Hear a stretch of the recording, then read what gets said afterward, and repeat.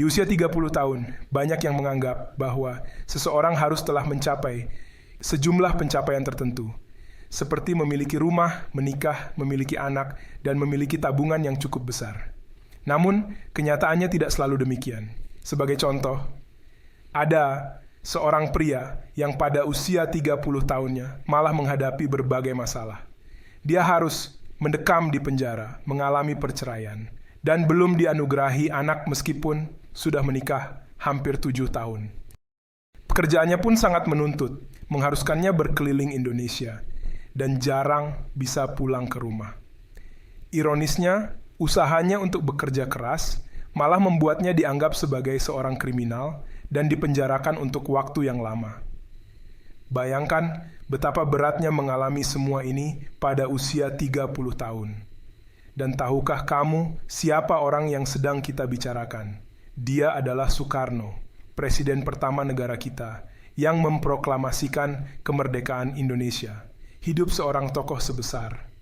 Soekarno ternyata tidak selalu penuh dengan kemuliaan dan kemenangan.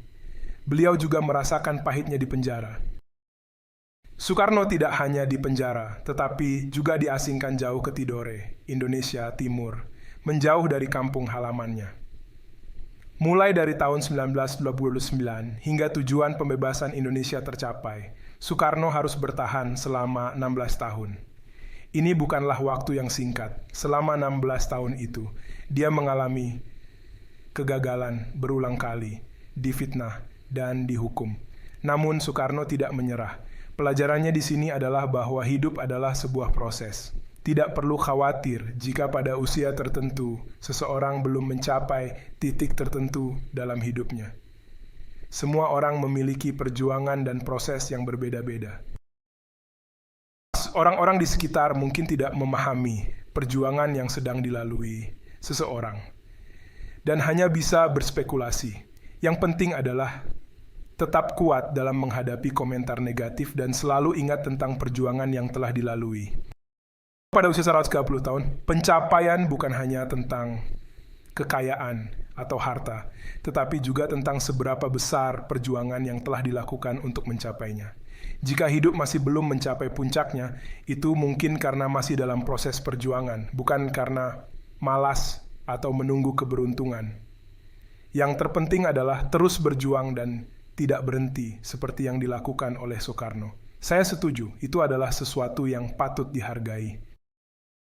Teruslah berjuang di lautan kehidupan ini, hingga akhirnya hasil manis akan datang. Tetapi jika hidup stagnan karena kamu hanya malas-malasan, mari segera bangkit dan bergerak, bro. Sadarlah bahwa segala kebaikan dalam hidup membutuhkan pengorbanan, keringat, dan bahkan air mata untuk dicapai. Jika kamu ingin memiliki tubuh yang sehat, maka kamu harus bersusah payah dalam berolahraga. Jika kamu menginginkan kekayaan, maka kamu harus bekerja keras dan cerdas. Saat kamu bisa menerima bahwa pengorbanan adalah bagian tak terpisahkan dari kehidupan seorang pria, itulah saat kamu mencapai kemerdekaan yang sejati.